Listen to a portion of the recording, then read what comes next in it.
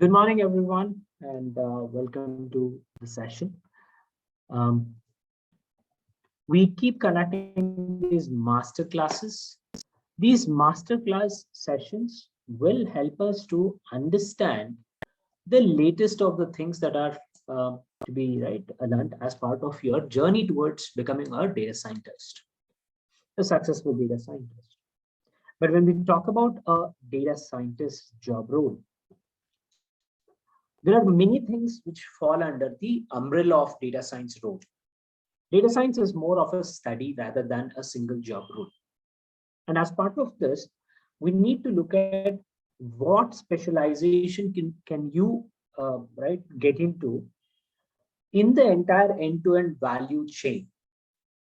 Data science is a study which helps businesses to find solutions by using data. Right? So that is basically the underlying objective. We need to find solutions. Now, as part of the solution development, there are multiple things that we need to think about when you're practically implementing the solution. And the entire data science development that we're talking about, solution development that we're talking about, can be broadly categorized into different sections. Of course, you need to have technology. You need to have basic math or stats knowledge. You need to have good communication skills. You need to have business acumen, business understanding, I can say, in simple words. And a little bit of programming along with technology. You'll also need to have a little bit of programming. Now, in this, what is your core strength? That is something that you'll have to try and enhance, right? Of course, all these things together are basically giving us machine learning. And this is basically a scientific way to develop solution. And the scientific way is nothing but algorithms that we speak about, which are maths and stats based, programming based, right? They have to be run on specific technology, isn't it? So all these things are part of the entire end-to-end value chain of a solution development. Now, as part of today's session, today's master class, I would try and explain the broad differences of your end-to-end value chain of ML development. We call it as ML workflow.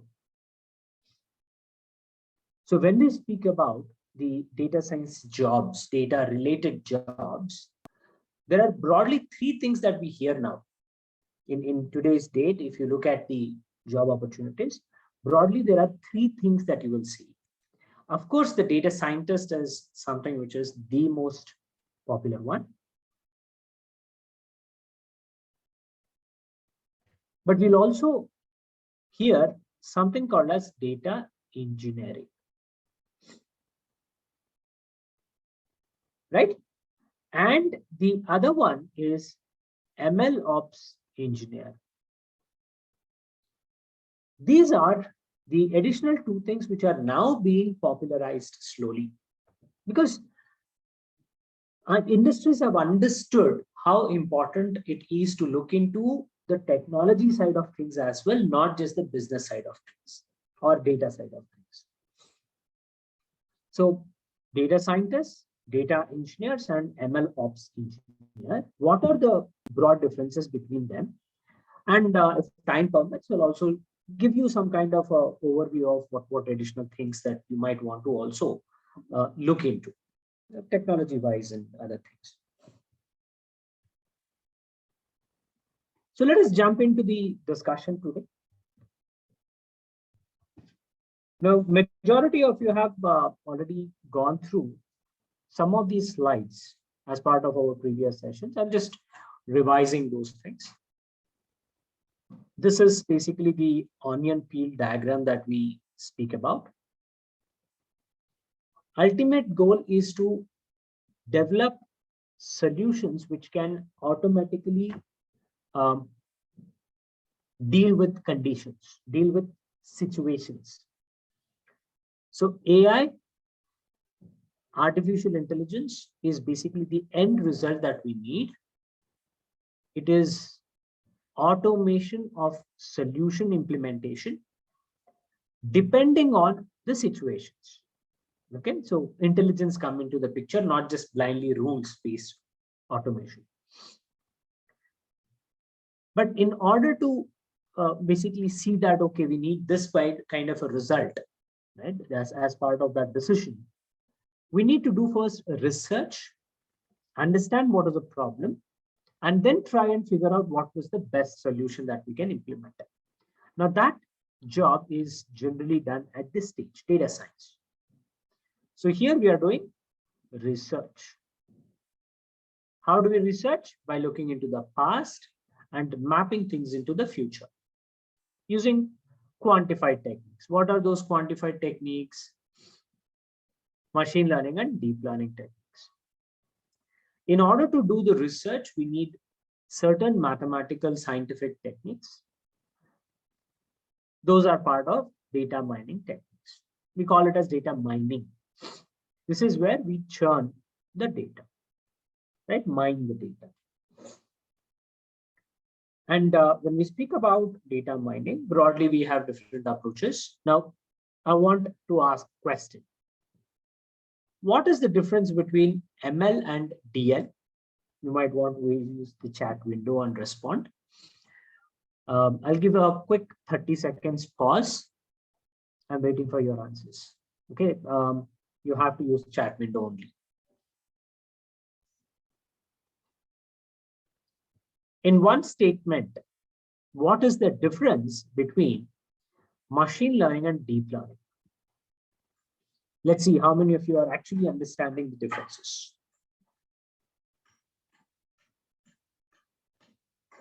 Give me a minute.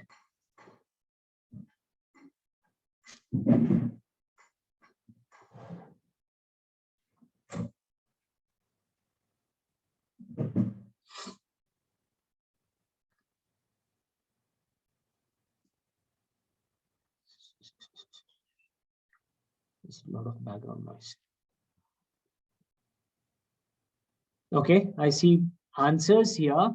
ML gives reason. No, not really. DL deals with unstructured data. Very good. ML prediction. Deep learning is works well with large data sets. Can't give reasons of predictions. No, not really. ML gives the solution, but DL gives the output result as a model. Oh, that's strange. ML is prediction model. Okay, let me come up. Oops, sorry. Yeah, let me talk about the answer here. In simple words, if I have to talk about the ML and deep learning differences, right? ML is basically the study of dealing with data. And when I say dealing with data, we are talking about dealing with structured data.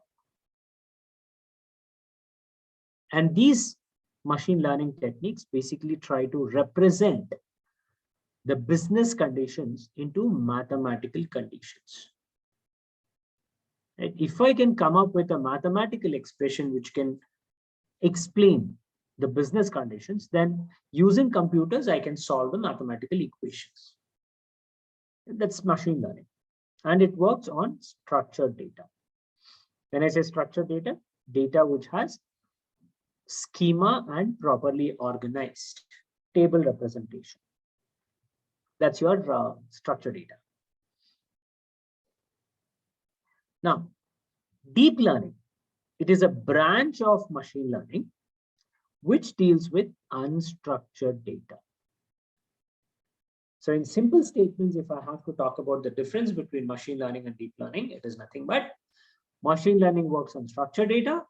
Deep learning is a branch of machine learning, which is a specific branch of machine learning, which deals with unstructured data. This is the high level difference between machine learning and deep learning. We also have a branch which is called as reinforcement learning under data mining. You can say it's a subset of deep learning as well. Advanced specialized technique under the data mining scenario. Now, reinforcement learning talks about solution which is developed by itself, by a machine. So this is called as reward-based learning, right? So whenever the machine is doing the right thing, it gets rewarded. And whenever the machine is doing a wrong thing, wrong step, it gets penalized. The universally the best example to understand reinforcement learning is the AI-based video games. So these games, AI-based games that we speak about, they are just the agents are put into the conditions, the environment, and the instructions are given to maximize the score. That's it. And the agent basically has to go through the process of playing the game, for example, in this scenario. And if the agent does the right thing, then the points are increased. If the agent does not do the right thing, then it gets the life of the video game. The chance gets killed. We'll lose one chance. So that is penalization. So reward-based learning is what reinforcement learning means. It's like a complete human learning, human-based learning, right? So how we learn by doing things, right? By experiencing things and then figuring out what is right, what is wrong, and then improving upon that. So that is reinforcement learning. So these are the different broad things that we do.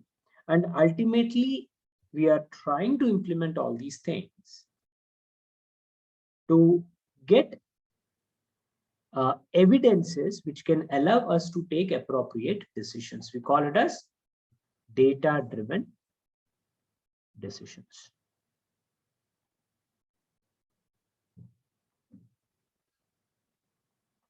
Okay, data-driven decisions.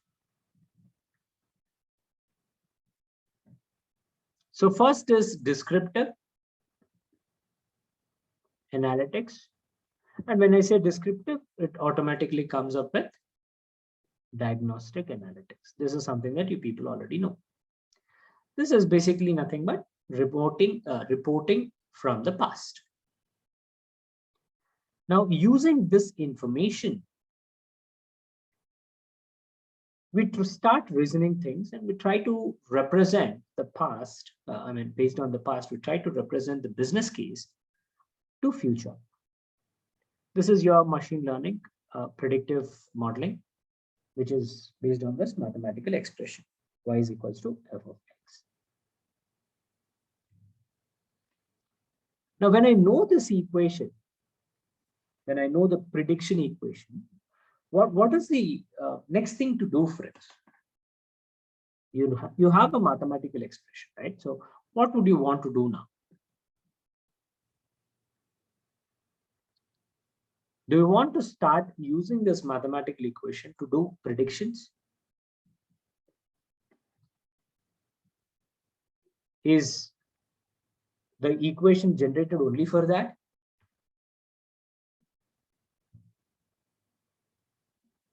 You might want to use chat window.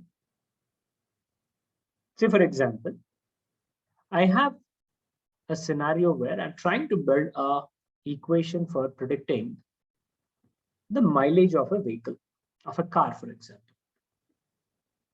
So I have an equation. This is how we represent the equation. So where x that you're seeing here is nothing but the input factor. The coefficients, these beta values that you're seeing, they are called as coefficients. rate of change. And then y is the predicted result, the target variable that we are interested in finding out. So when I get this equation, am I using this equation for doing predictions alone? What do you think? Yes or no?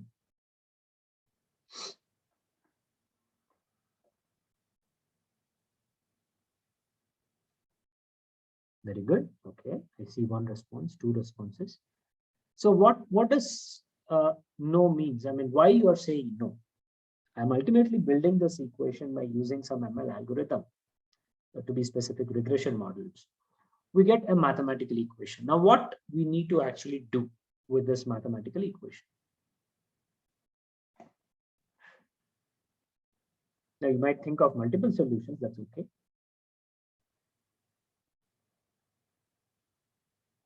What do you think we should be doing now?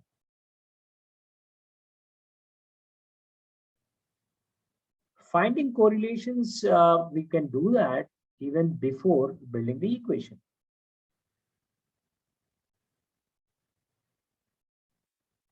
Test accuracy of the model using that equation. Okay. So assume that it is a very good equation and we are getting close to 98% accuracy. Yeah, after evaluating the model, I am assuming that this is the best model and it is giving us very good accuracy. Yeah.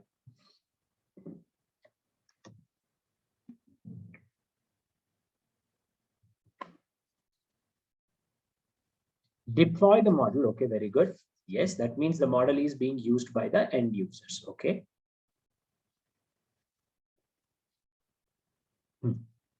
Okay, so let me explain this, friends. Whatever we are coming up with, the equation that we are coming up with, this equation that you see here, right, is actually helping us to understand the correlation. Somebody was saying correlation, right? That's partially correct answer. We are trying to understand the relation between the input factors and output factor, the output variable that we are interested in. Now, yeah, correlation, we can do that using correlation coefficient even before building this model. Absolutely correct. But this mathematical equation will allow us to test on what could be the effect of y, or effect on y, when you are manipulating the inputs. Say, for example, I have the data set which talks about mileage, which talks about engine type. It talks about, let's say, speed at which the vehicle is traveling. It talks about maybe the overall weight of the vehicle, and so on and so forth. Assume there are certain these factors. Now, thanks to this mathematical equation, we will be able to identify what is the rate of change if this value is changing. Right? That is nothing but correlation only. But in a mathematical equation, we will be able to understand that if I have, let's say, speed is 60 kilometers per hour. Now I will try to understand what would happen given all these other inputs same. What would happen if I alter this to 80 kilometers? So simply, I will substitute this value into the equation and I will get the result. Why? This is going to, right, this experimentation is going to allow us to identify what could be an ideal condition to improve the mileage. This is called as feature analysis or feature engineering. Part of feature engineering. So after building the model, we are trying to understand the correlations of the features, relevant features, irrelevant features, right? So all those things come into the picture here. Now, once we experiment, we will be able to define what would be the best situation for us. This will give us an idea to decide the best solution for ourselves. right? So which is what we are interested in, trying to understand the future. So you can define a new future altogether, right? So prediction equations, doing predictions is not just doing a prediction equation just like that. All right. So we do a lot of other things.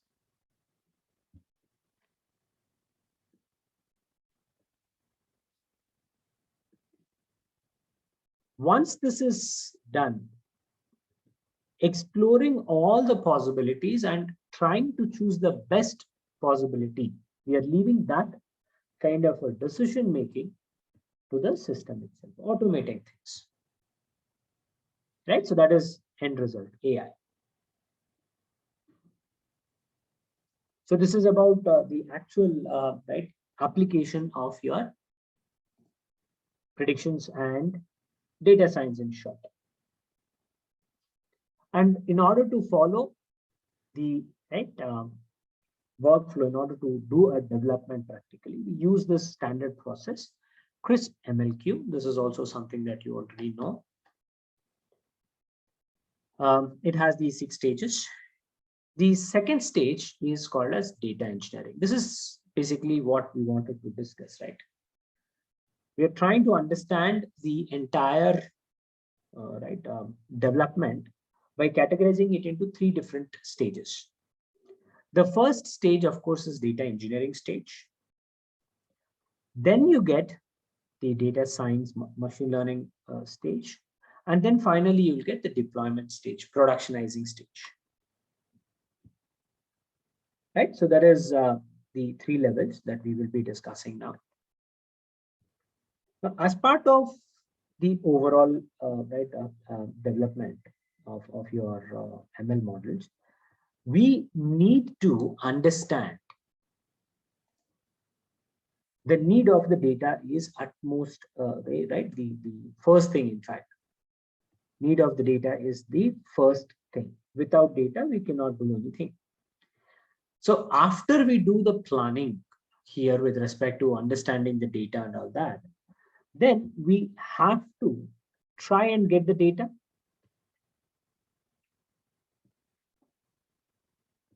Now, where do you get the data? That is a very important question. So we will have to plan the entire pipeline. In the last session, we were discussing about pipelines, if you remember. It is nothing but trying to explain the data movement from source to destination. In this process, there may be multiple things that get involved, but ultimately we are talking about movement of data from source to destination. Now, as a data scientist, we are not interested. I mean, our core job is not to deal with the source systems. We're talking about technology. Different technologies could be there because the data could be stored, right, or handled using different technologies. We will not have any control for that thing, right? Multiple options are provided, and based on the industries or the business comfort factor, they use one specific solution. But for us, we also need to ensure that irrespective of all those different challenges or different sources that we see, we need data, right? As a data scientist, we need data. So the initial steps of this ML workflow talks about how are you going to ensure that the data is made available. Now, this is a specialization in this ML workflow steps. And this specialization is now being handled by data engineers. We call them as data engineers. It is nothing but ETL job. Extract, transform, load. So what is the primary job of data engineers? They construct pipelines and they ensure that data is available. Data is made available for the next steps. The next step would be data mining, or we call it as machine learning, where we use algorithms, different types of algorithms to experiment and try to convert the business problem into a mathematical model. We have supervised, unsupervised, and all that. And we also basically do the evaluation of the solution that we have developed. And we save the best model. Now, if the end user has to use it, the solution has to be deployed or productionized, then again here we need specialists who can do that. And a lot of systems, again, a lot of systems come into the picture, technology comes into the picture, and there are many standards or steps that we need to actually do here to try and bring this saved model into practice. This is handled by MLOps engineers. This is an MLOps job. And what does MLOps do? MLOps engineers are basically the people. All right, basically these members are responsible for productionizing.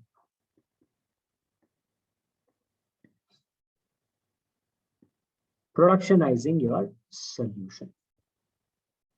Okay.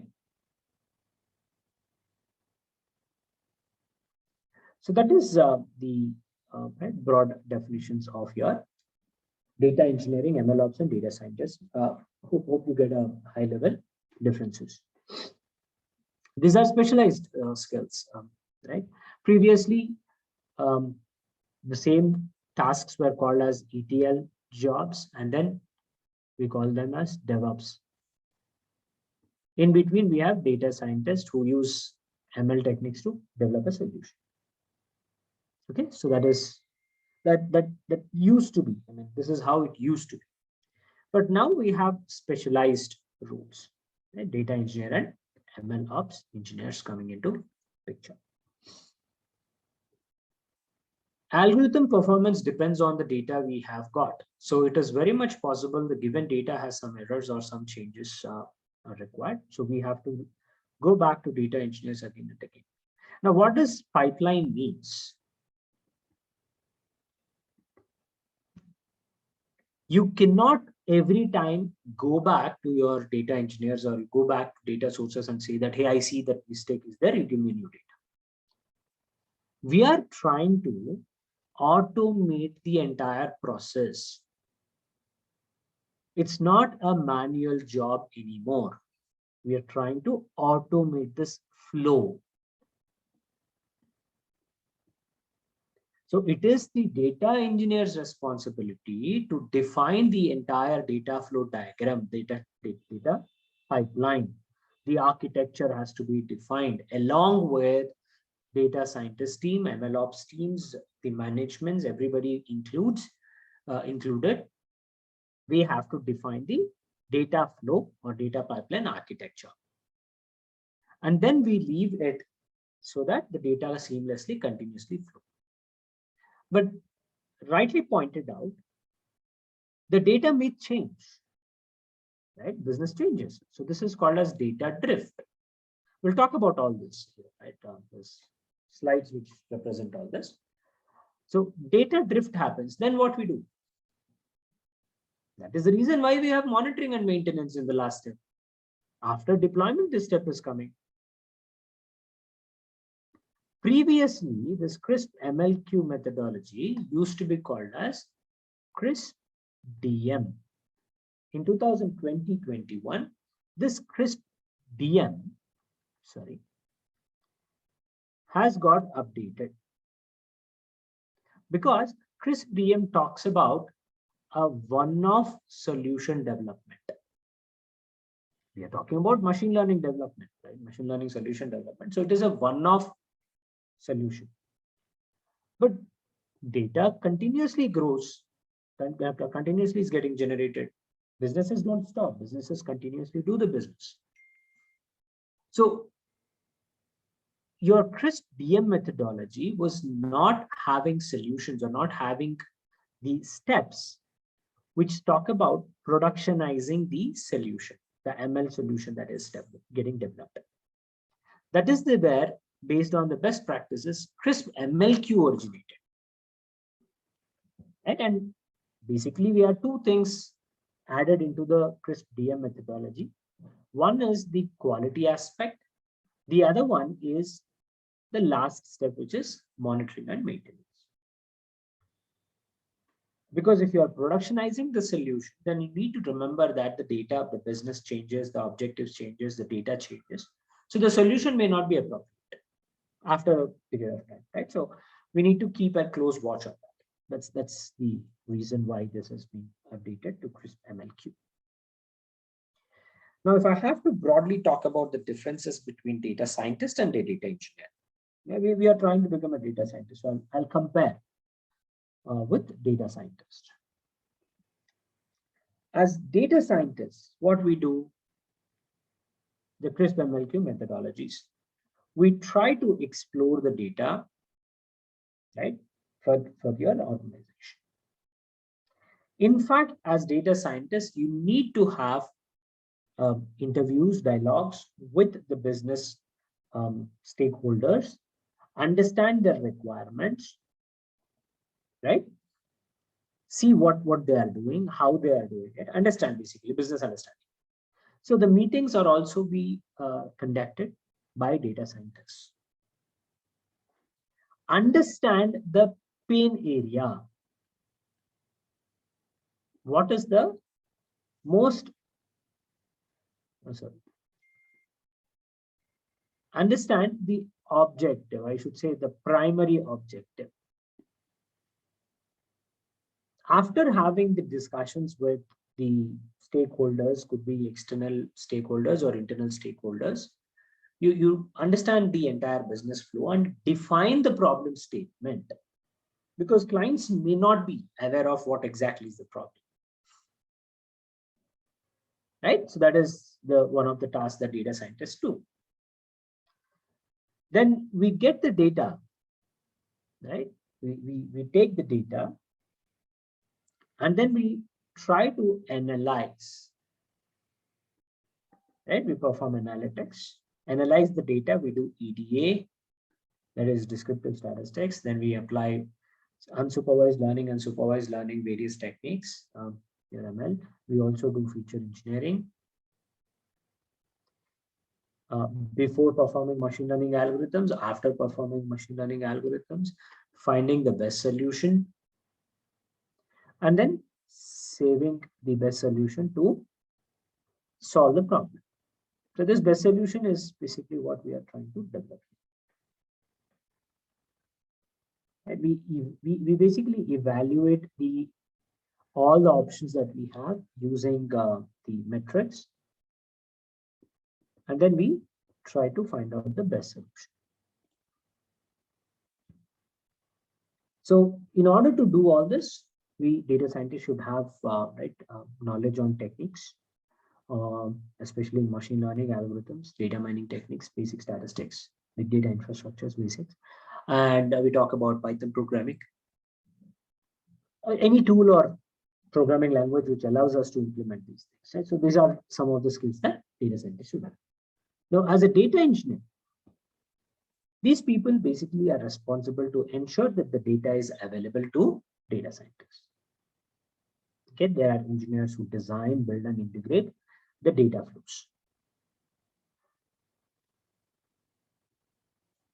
They make sure, the data engineers make sure the data is easily accessible, readily available for data scientists to basically perform their tasks. And we basically talk about ETL jobs: extract, transform, and loop. This is the core difference. At high level, you can say data scientist's job is more like logical and more business oriented. In order to support data scientists, data engineers come in and ensure that the data is made being made available to them. Now, there are a lot of overlapping work between data engineers and data scientists, especially with respect to the data ingestion stage and data pre-processing stage. Pre-processing is definitely an overlapping task for both of them.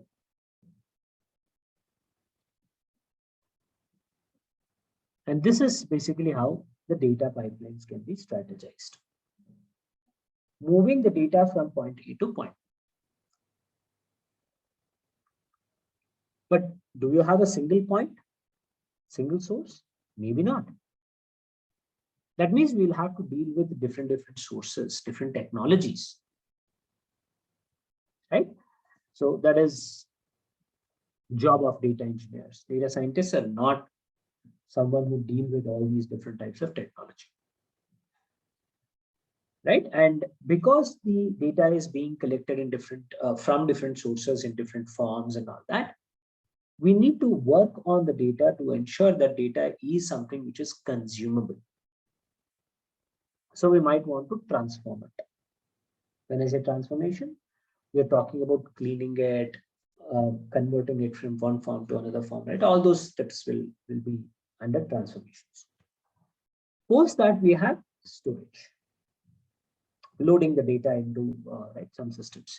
Now, these systems can be multiple, and the purposes of storage could be different. Right? In each of the business scenario, we may choose different solution. Ultimately, the movement of data from one location to another location is a pipeline. And we can do this in 3 different forms. Move the entire data from point A to point B. Every time you do that, you move the entire data. The other one is move the data which is generating at that very instance, new data. So you've already moved data from point A to point B. Now there is new data that is coming in continuously, that is coming in to data point A, point location A. Now from this location point A, we need to move the data to B location, right? So we keep pushing the data to B as and how the new data is getting generated. This is called as live streaming data pipeline. And the another type is change data capture. Now you have moved the data from point A to point B, but because of the transactions, the data which is already moved to point B is getting changed here. In point A, there's some kind of change that is happening. So whatever is the change, only that change you might want to pass on to the destination, not the entire record, only the change.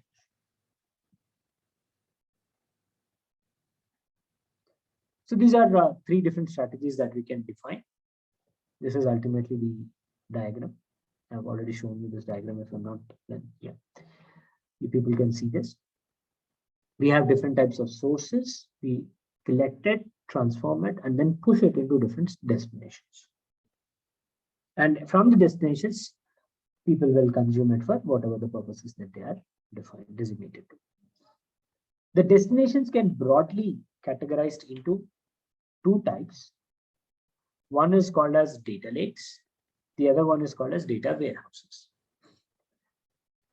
Now, the combination of these 2 is also there in the industry, which is called as data lake houses. So combination, data lakes and data warehouses. We'll discuss the high-level differences between these 2 also. In fact, I'm planning to show you certain things, which explains you what exactly are these data lakes and data warehouses. Then when we talk about pipelines, we discuss about this also. The tool has to be easy to be using, and it also needs to be easy to maintain. Generally, what happens is if you have a tool, any tool, which is being simplified, that means which is being automated, so that end user does not need to do a lot of customizations. So when I say automated, predefined templates will be readily available here. But if you have such kind of an automation implemented, then maintaining becomes difficult, because if something is failing or something, right, is happening in the flow, or some customizations are required, then it becomes too difficult for this automated system to be used there. Customization becomes right, highly unlikely. So maintenance, though it becomes easy, customization becomes difficult. Right? Here, it is easy to use, but customizations becomes difficult. So we are trying to suggest that we need a tool which is balancing these two. It has to be easy to develop and easy to customize and maintain it. When I say maintain, it is not just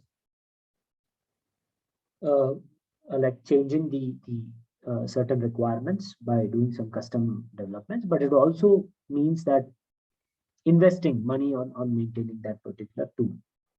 Right? Any automated tools are always costly. So we need to strike right balance between all these factors. Then the tool also has to support the data that is coming from different sources. Then the tool also should ensure that there is data security and data availability.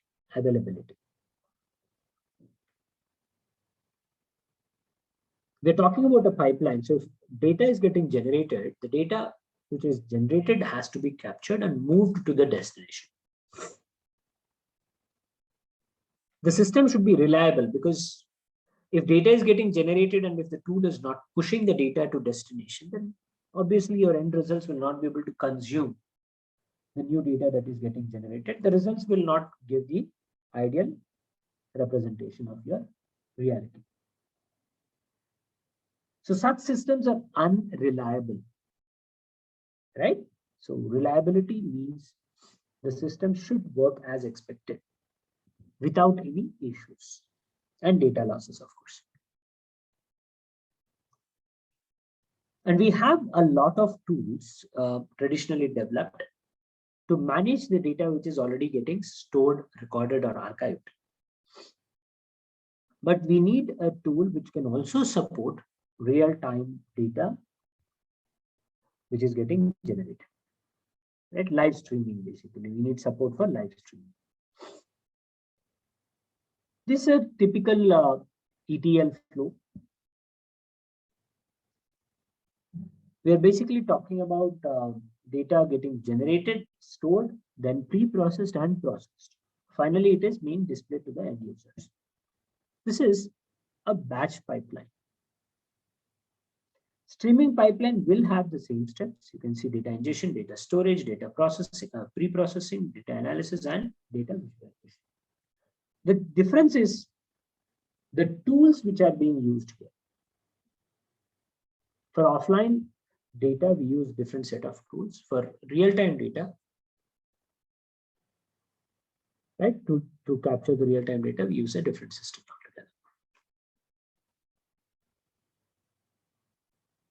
And the variations in the pipelines is this, which is basically the difference between ETL and versus ELT.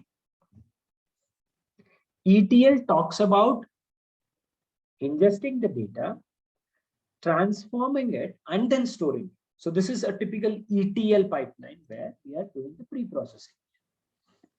Once the data is extracted, here we are doing transformation. And then we are loading. So this is ETL. The previous one where these locations were interchanged, that was ELT. That was an ELT task.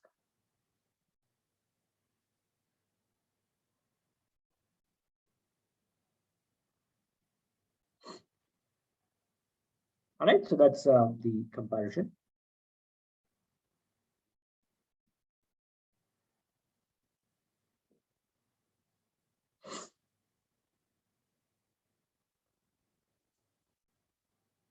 Next. In order to initialize the data pipeline,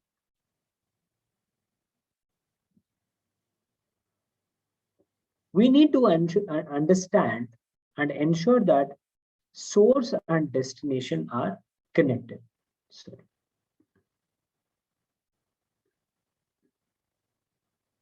Right? So source is nothing but the location where the data is getting actually generated or originated. So we're talking about that now. So data source is where data originates.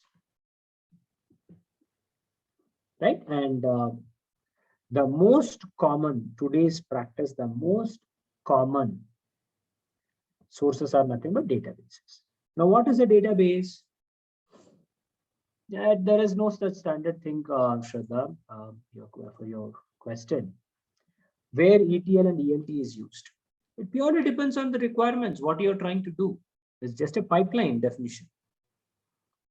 If I want to archive the data in a stored process, so a structured manner, so that I can generate some kind of a dashboards, then ETL will be used. I will extract, transform the data, ensure that it gets structurized and then store it, so that that data can readily be used to generate reports.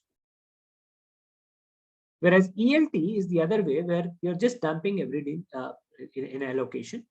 We will be talking about ETL and ELT comparison in a couple of slides. Let's just hold on till then. I'll be discussing about that point also.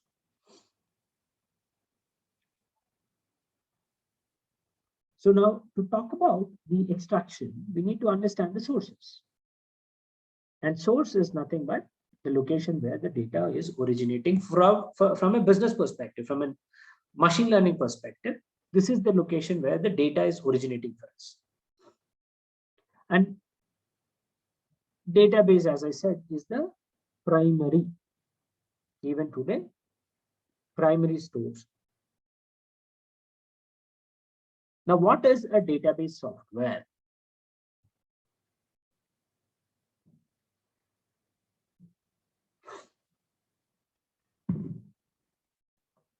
Database software is basically used to store or archive the operational data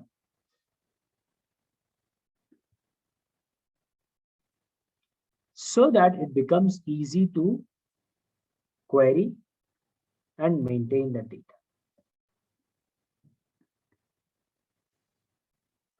This querying is required for extracting the meaningful information.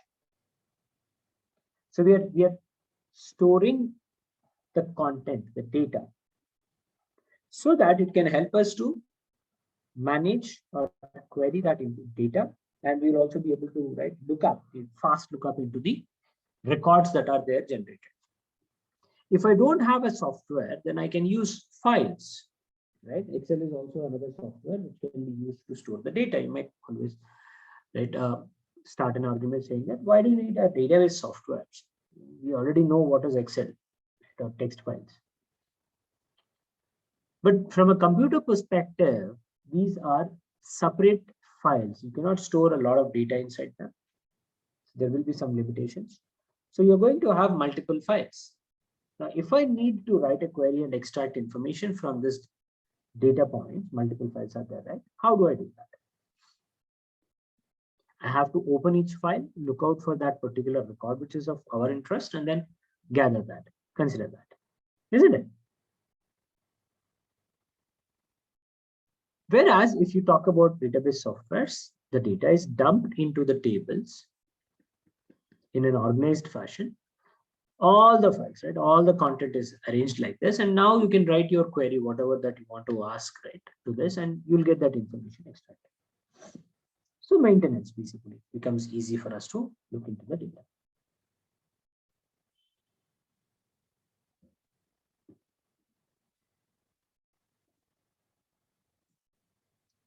But there are other types of data sources also. Now, if you want to understand what is databases, how the databases can be managed, or how you write the queries and all that, the basics, if you want to understand, Then go to the recommended videos section. Look out for SQL, NoSQL videos. In LMS, you have this right recommended videos section. You go to that.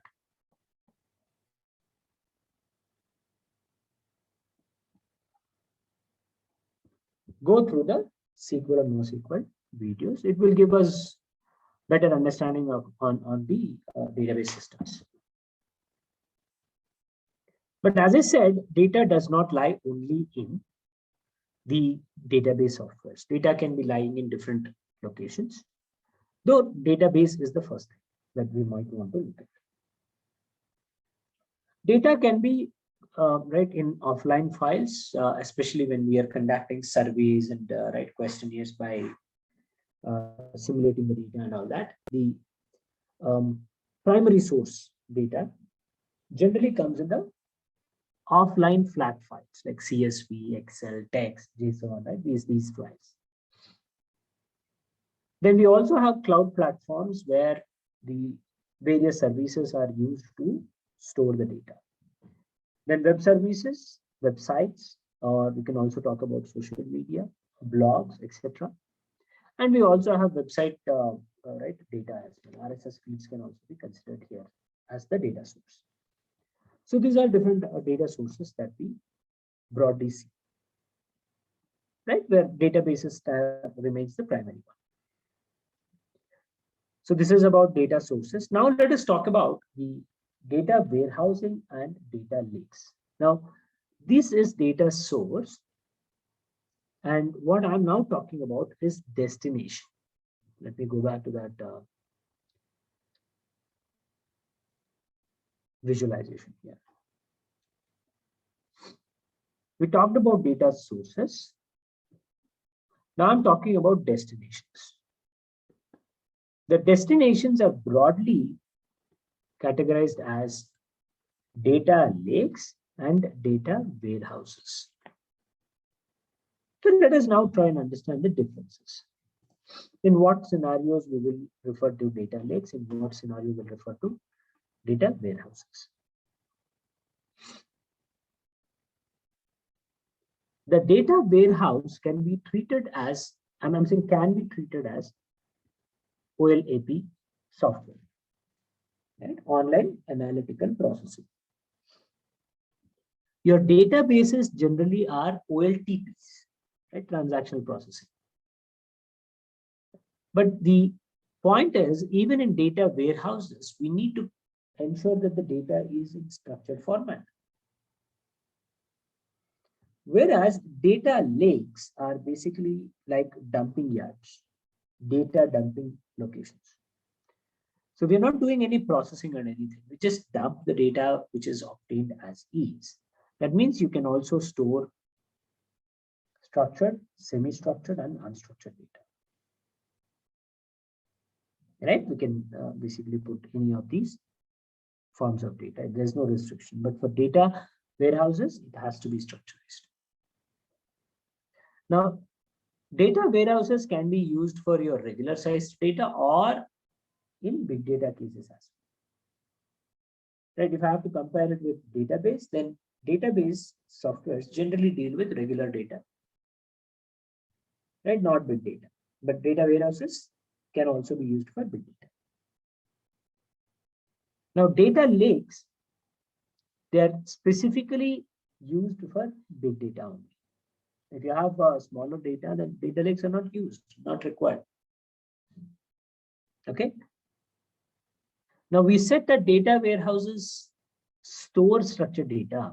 Now when I say structured, it means that data has predefined schema. Right? Column definitions are readily available, very readily available. Whereas in the data lakes, we have unstructured data also, semi-structured data as well. So schema is not mandated. So we can give the schema when you want to access the data, right? So hence it says schema on read.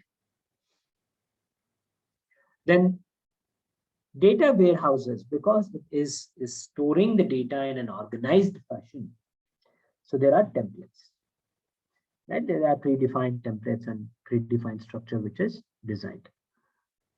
Hence, data warehouses becomes expensive.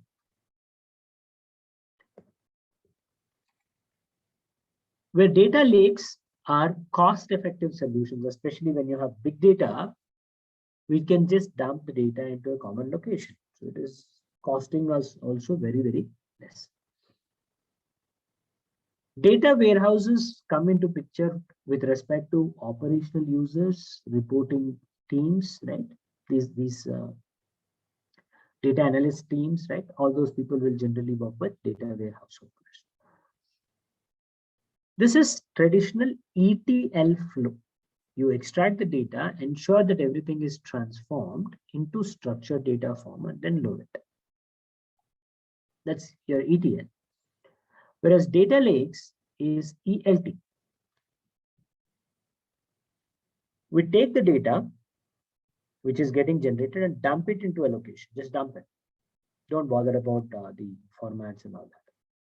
So we are loading the data, and when you want to work with the data, that's when you will be transforming the data for your purpose.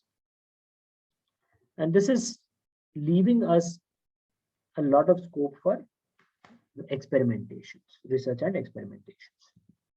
So we have data scientists.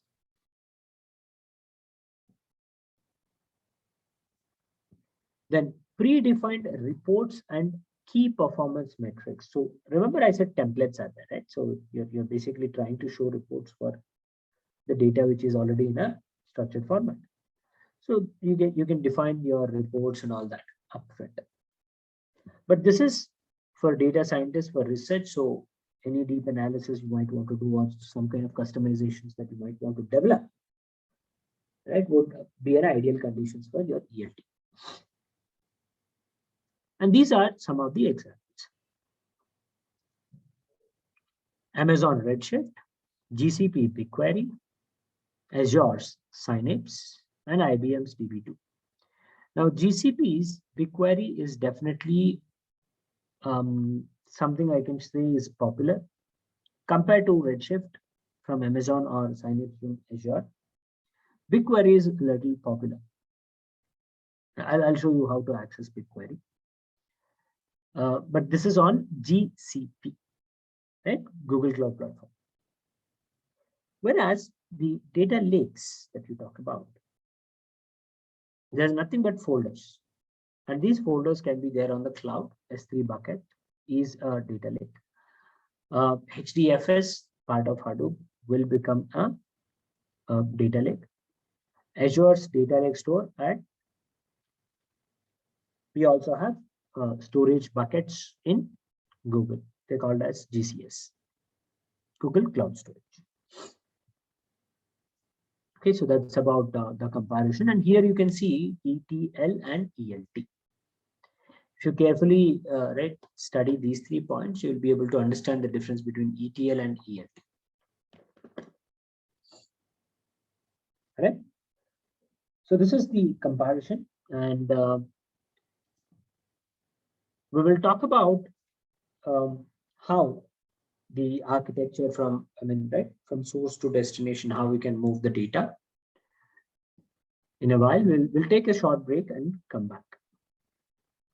Okay, so yeah, just a quick breather, and then we will be back for our discussion.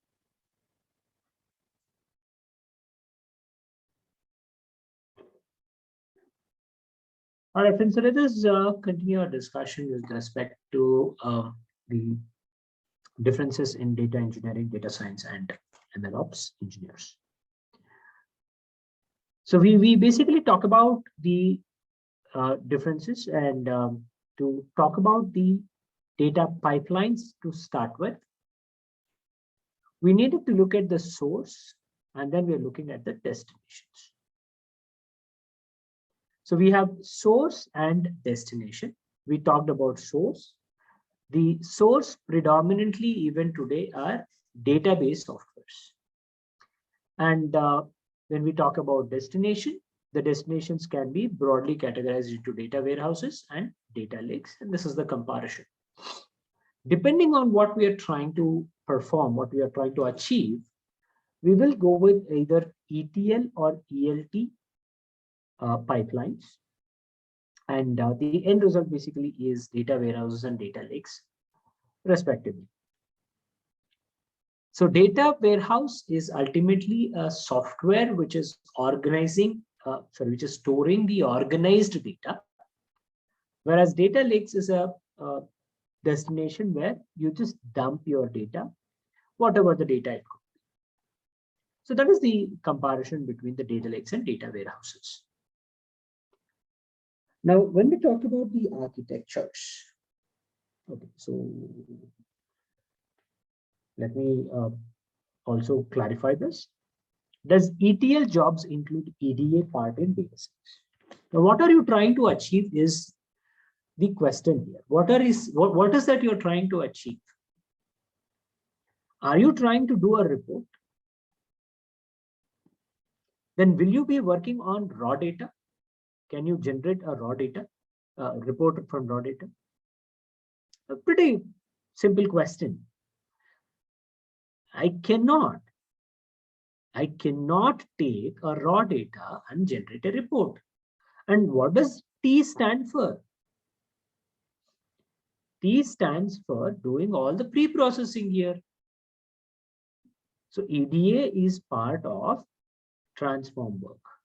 And in fact, EDA is nothing but your analytics reporting,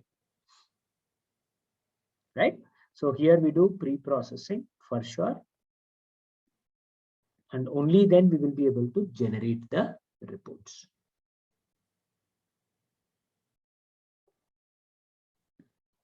Now, if you are trying to do, let's say, a prediction model, you're doing some kind of a research on the data, then this is where, as a data scientist, I would want the raw data, because that gives me a chance to explore more on the raw data and extract the right information that is relevant for our problem statement. So we just take raw data and then you do whatever work that you want to do. So here also the transform step is involved, right? But as you can see, what is the step which is coming first? After doing the pre-processing, we are storing the data. Whereas here we take raw data and then do the pre-processing if you have to do some experimentations. So the purposes are different in these two. Okay, so pre-processing is mandatory. It will be done. If you want to work with data without EDA, you are not doing anything.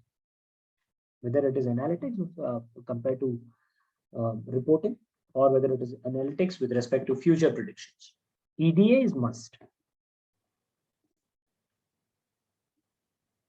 All right, so that's about the EDA question. So we have to mandatorily do that EDA part, irrespective of whatever is the pipeline. Then the data architectures. This basically architecture is nothing but the design that we need to come up with even before we implementing a solution. So this is like planning phase. We need to say that, hey, this is my source, or maybe I have multiple sources. If my end result is this, then probably I would need a destination, which is data lakes or maybe data warehouses. It could be anything, but this is your destination. Because only when the data is in this destination, I would get the end results. But how do I move from here to here is the design that you need to put. What kind of various transformation steps that we need to do, right? So these are all called, the steps that we are talking about are called as data architectures. Now, a standard format or standard steps are there for architecture, or layers are there for data architecture, right? And those are 8 steps. In fact, we'll be talking about those 8 steps in data architecture. But ultimately, what this architecture helps, it basically allows us to plan the entire flow pipeline, right? We are designing a pipeline which will allow us to plan up ahead to ensure that the data is seamlessly moving from source to destination. And because as part of the plan, we'll try to understand, gather all the requirements, understand the systems. We will also have some kind of guidelines or rules set for implementing that architecture. And every software or every tool that we probably try to work with will have certain standards. So overall, what are the data standards that we need to ensure that we follow as part of that particular process is something that we are upfront designing or defining here. It will also explain the flow of the data, the usage of the data, and the application of the data. Right? And as we discussed, this is basically done at the planning phase. And it will allow the management to deal with how much is going to be the cost or what is the effort as an organization it has to ensure that it puts into building a data-related solutions. It talks about both the hardware resources, the software resources, and the human resources planning. It will allow us to do all these things.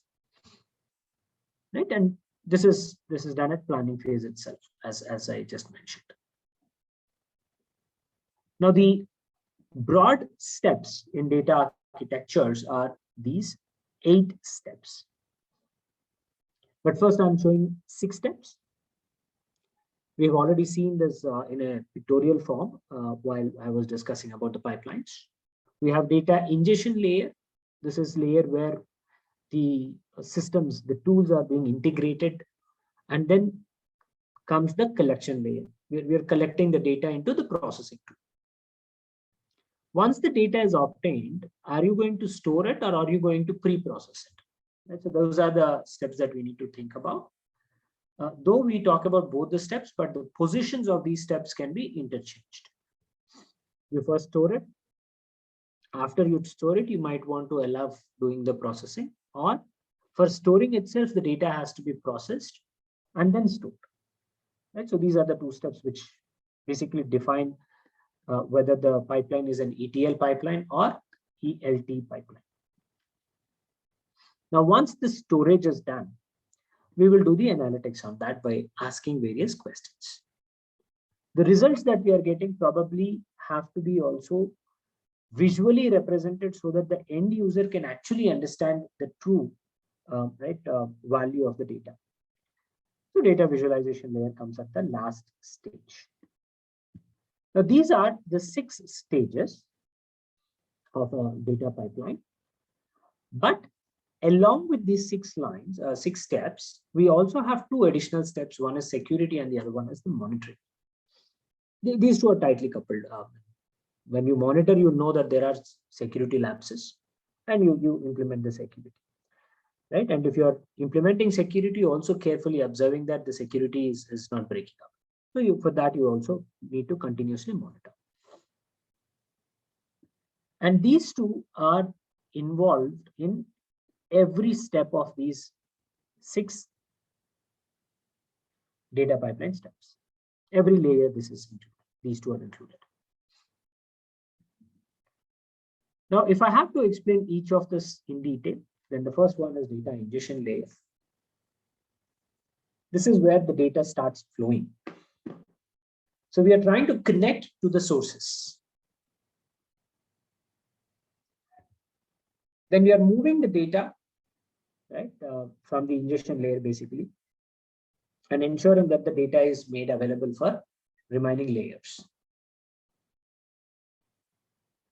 Again, in the industry, we practically see these 2 steps together, data ingestion and data collection, and both of them come generally together. Then comes the processing layer. This is very, very important. This is where you do the cleaning, transformations, then EDA. All these steps come here. Data processing layer. This is where analytics begin. And once this step is done, you might want to store the data. And this data storage layer is the most confusing layer or more difficult layer, and we need specialists here. We are talking about where should we archive or store the entire data that is getting generated in the business flow. And we need to also plan for scalability. We also need to look at the tool which allows us to quickly read and write the data. Right? Access of the data has to be appropriately managed. It also is a stage where we need to balance the cost associated with implementing the data systems, because storage devices are going to also incur costs. And you cannot simply say, because I will have to grow as a business and my data will grow, I'm going to use a very huge server. What if you're underusing it? You're unnecessarily ending up paying the additional money for the resource that you have upfront blocked. So deciding the right storage strategy is very, very important. And as I said, we need architects who can actually help us to take a appropriate decision there. And this is where cloud platforms are actually revolutionizing the entire value for the business. Because cloud platforms will allow you to scale up when required, but they allow us to scale down when not required. And cost is as per usage. You pay only for as much as you are using. That gives the customers the flexibility to scale up at a later stage and start with minimum architecture, right? I mean, minimum resources. So this is about the storage layer. And as I said, this is very challenging. Then comes the query layer. Query layer is nothing but where you perform all the experimentations, ML algorithms and all that. We can do predictive analytics, the descriptive analytics, diagnostic analytics related steps, and we get the results. Interpretation of the results may not be easy, and you may not be a subject matter expert to understand the results that are coming from this query layer. So what we do? We use visualization layer. This is where the value of data can be felt by the end users or by the management who are investing money in getting the answers from the data. Right? And we talk about graphs, plots, basically visualizations. So this is your data visualization layer. And then finally, we have security layer and monitoring layer. Security can be implemented in different ways. Ultimately, data is very crucial and very important for organizations, and data leaks cannot be accepted. So right security solutions have to be implemented. And to begin with, access controls are something that we'll have to look at. Who should have the access to a specific data, right? Those rules are defined in access control layer. We generally call it as ACLs. But also authentication systems. There are softwares which can allow us to authenticate, restrict users with their identities. We can also encrypt the data, right? Now we can mask the data from high level. And we keep auditing the access to the data points itself. We might want to keep auditing on whether the data is secured or not. ISO standards can be implemented from security aspects to ensure that the data is not leaked. Of course, that is again a different ballgame altogether. We need specialists to ensure that these things are maintained. Then comes the monitoring layer, where we say that we keep a close watch on everything, right from the ingestion layer to your visualization layer. The data, right, should not get leaked, right? That is very important. And whatever the data that is getting generated has to be passed on to the final layer also. Right. So from that perspective, also we will look at the the entire pipeline, monitor the entire pipeline. And the system has to be reliable, and it becomes reliable only when 100% of the data which is getting generated, which is consumed, and which is passed on to last layer as well. There are different steps that we include here also, but again, this is again a special role that we need to look into. So this is about the data architectures, and the most widely used architecture is called as Lambda architecture. And this is a very, very simple flow, but it's called as Lambda architecture because of the layers that it contains. It has 3 layers, and the shape can be explained as this shape, Lambda shape. Right, so we basically have batch layer, we have speed layer, and then we have serving layer. Serving is nothing but your visualization, right? So because of the Lambda shape, we call it as Lambda architecture. We discussed this in the previous class also, but let me again explain for audiences who have joined probably only for this class. As I mentioned, Lambda architecture is the most widely used architecture for your solution development. This is a standard process, standard flow. It basically is broadly divided into 2 branches. We have online and offline. Real time is nothing but online, and offline is nothing but batch. So these are the 2 branches from which the data is consumed, both the branches, right? And batch layer is nothing but offline, speed layer is nothing but online, serving layer is the visualization, the end result. So if you see the diagram here, the batch layer contains the database.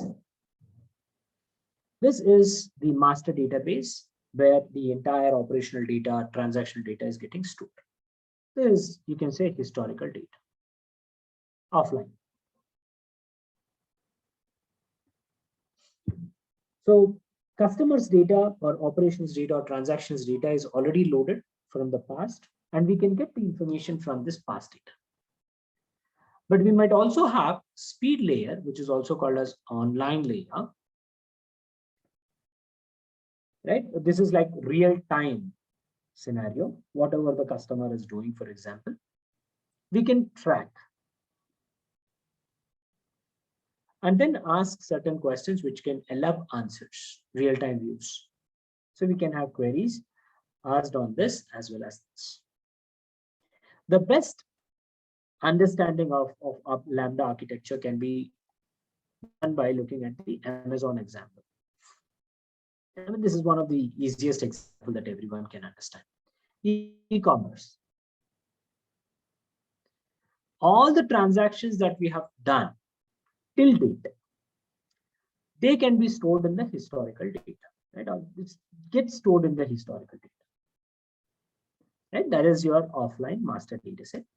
And your details are also there here. And if Amazon wants to get some information about you, using your customer ID, they will be able to write the query to get this information. Now, whatever you are doing currently, let's say you have logged into Amazon and you're navigating through certain web pages, browsing through certain products, comparing it with other similar products, spending some time on a specific section or features of the page, features page, understanding the features of the product. So all that live behavior can be tracked, and this also gives them some information. So from the past data, from the current data, we can ask certain questions on to understand whether you will purchase the product or not, for example. Right? So that is basically giving you the results. So any new incoming query that we have, it can be asked or it can be answered by taking the data from both batch views and real time. So that's about the Lambda architecture.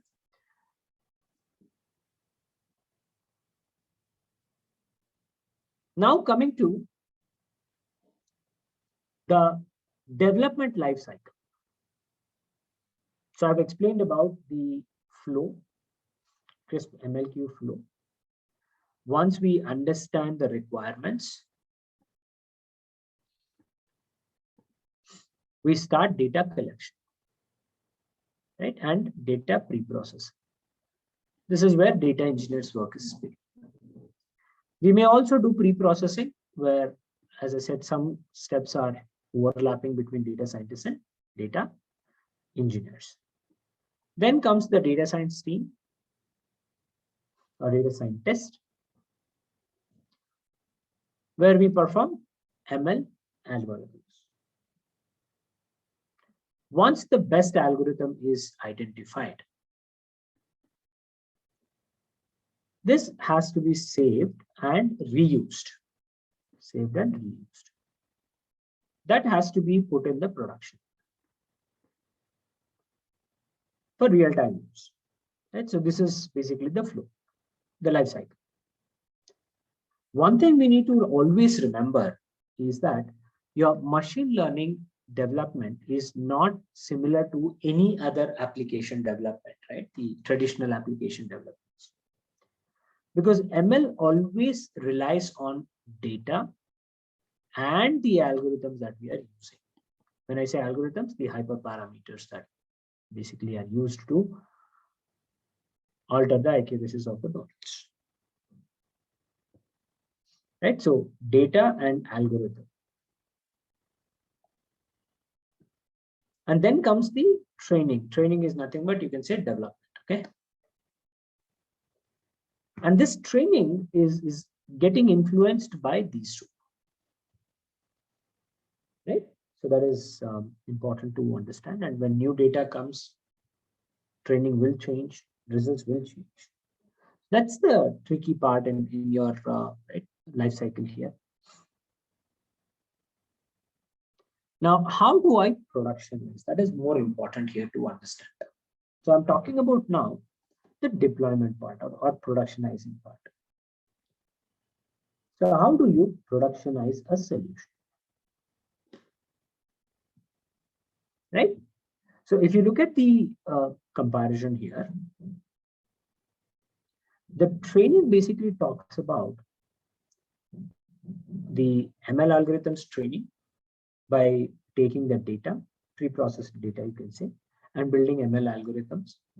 And this algorithm will give us some results and we try to adjust, tune that particular solution. Right? We try to find a better solution.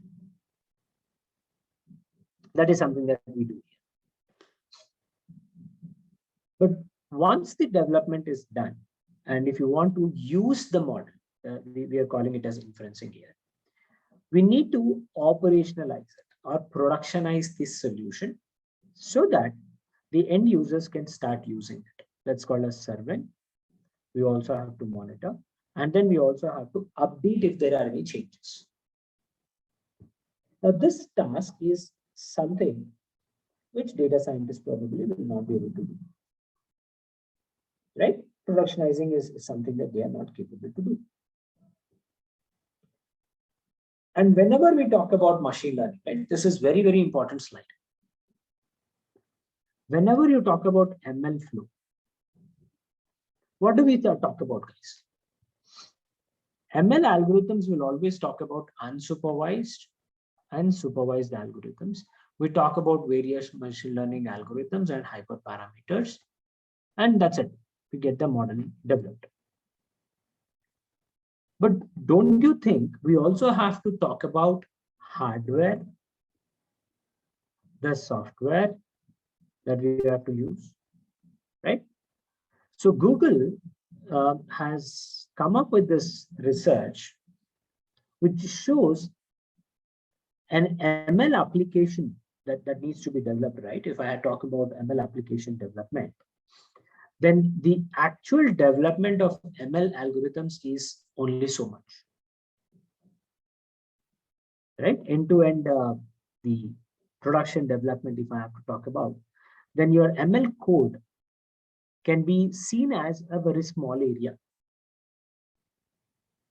the hardware configurations that needs to be used, the data that we need to collect, which features from this data have to be selected, whether this data is changing or is it the same data that we are getting when we are collecting, whether the data has all the right things, right? Data verification needs to be done. What software we have to use, what hardware we have to use, what methodology we have to use. And then when we talk about all the development is done, you have to give it to the end result, end user. Then what servicing tools you might want to use? Sorry, serving tools you might want to use. Where do you want to serve them? So all these things are the questions that you need to actually look into. So the technical depth is a lot, and it is all hidden from a data scientist, right? So when you want to productionize it, then we need to look at all these other challenges into consideration. We have to bring them. And productionizing means continuous learning. The model is not a one-off case. It continuously grows. I mean, it has to be continuously be used. And when you're trying to use, then the model drift happens, the data drift happens. Right? Ultimately, data changes, yeah, everything changes. So we have to also keep detecting for that change. Right? This is a very, very popular slide. This is given by Google. You might want to read more about this. This is the flow, typical flow of a machine learning development lifecycle in a traditional way. So if I have to explain this, then there are two layers. The layers are being separated by this dotted line you can see. What we are and what we do is above the line. As a data scientist, we follow the CRISP MLQ methodology. And we say that, hey, this is my machine learning pipeline. We take the raw data, we pre-process it, EDA, probably do further processing to do feature selection, then identifying the model and building the model, on train and test, and then compare the model with respect to the trained data and test data. And this is repetitive. Tuning also happens here. And once we get the best model, right, after benchmark the performance, we basically store the data, right? We push the data into a repository. It's nothing but we save it. So the code that we have finally brought in, we call it as code repository, right? That is where we store. Now, this is where your job ends. You give the saved model, that's it, done. But that saved model has to be deployed, right? So now comes your operational teams or software development teams, software engineers. They basically have to deploy the model. Engineering or operational team pulls the model from the repository and integrates into the existing system of the customer. Model deployed. Now the model is deployed, so the model starts working. Right, the functionalities is basically could be different things, but ultimately end users are starting to use this model. If it is a prediction model, for example. So we keep collecting, right, all the metrics basically here, the performance of the model, how much data is passed, what kind of data is passed, right, all that is getting stored. So the model that is being productionized, deployed, can be used now. And as the end user start using the model, the backend teams start collecting the data. It could be the performance of the model, that is different metrics, and of course the input data that the end users are passing. Both the things will be there as part of the data collection. Then whatever the data that is collected, it is getting archived again. Right? It has to be stored in a database, backend database. Now this data with respect to the performance of the model, that is the metrics, as well as the input data, new data, will again be passed to the system, and again the process flows. So it is a one-off case. It's like a one-off implementation, and everything has to be repeated if we are doing this iterations. For every iteration, each step is individually performed, right? Independently again. But the challenge here is your resources are consumed heavily. You need two different teams. You need separate hardwares, different softwares, right? So that is the challenge that we'll have to face. But what exactly is an ML engineer is supposed to do, right? MLOps engineers, what is they're supposed to do? And what are the challenges when you're trying to productionize it? If you look at this diagram, right, it is a illustration. It's a representation for the challenges that we face with respect to ML implementations. Is that model development is easy, no problem. One-off case we can very easily develop, but maintaining that is difficult, right? So if you see, in launching of a rocket, right? If you're trying to launch a rocket, then that launching is very easy. You just do a countdown, you press a button, and it launches. Right? It's as simple as that. But if you look at this, ensuring that the rocket is flying in a specific trajectory, right? It has to go into specific trajectory, and it has to do its job, finish the job. And once the work is finished, it has to come down in a specific trajectory. It cannot, right, just fall like that. So controlling the entire operation of this rocket is very important. And when it is falling down, it has to fall down in such a way that it is not causing any damage. So launching is easy, but after launching the operations, those operations becomes difficult. Right? So ML workflow, ML solution that we are developing is also on the same lines. Developing a model is very easy, and that is the reason why I keep telling my students, especially who are doing the internship projects, to do not worry about the data and the model. But majority of the newbies, the budding data scientists, they directly jump onto the data and say that, hey, I built this machine learning model. So that's something which is very easily done. But application part, understanding how it has to be deployed, where it has to be deployed, how the end user is going to use this. So that understanding is more important to provide a more realistic solution for the customer. Not ML model. Realistic solution is important. Right? So from an ML perspective, building a POC is nothing but proof of concept. Whatever the project that we are doing, it is called as proof of concept only, because we are doing it on an offline data.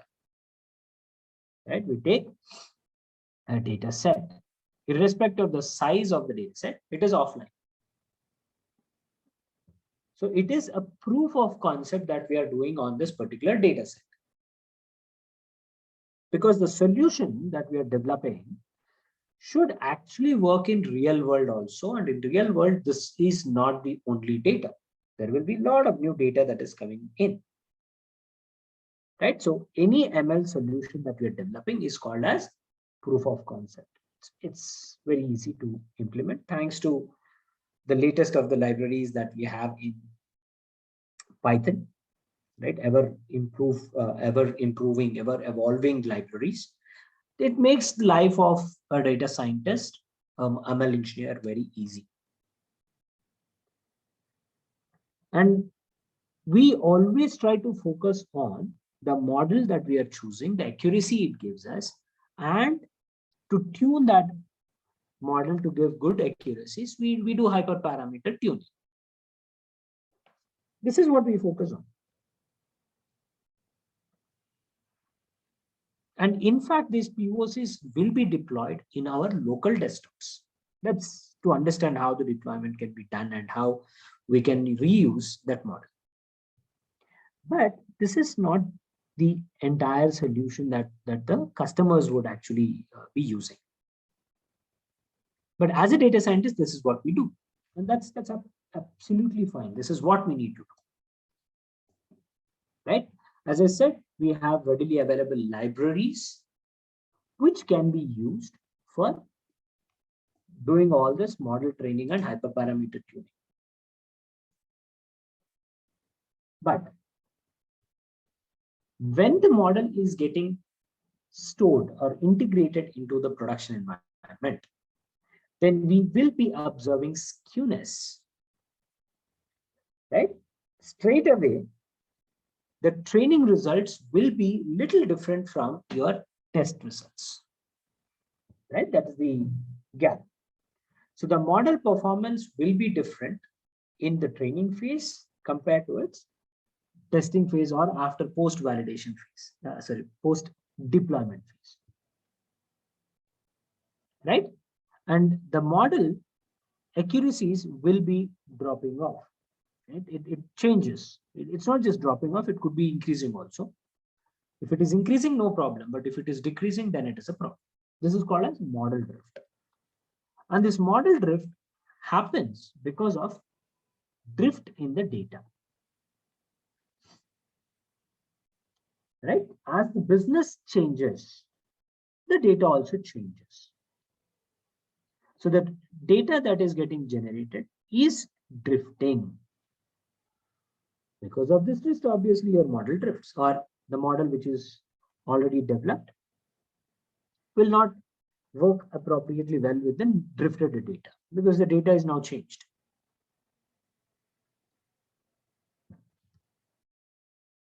Right? So data freshness requirements have to be considered.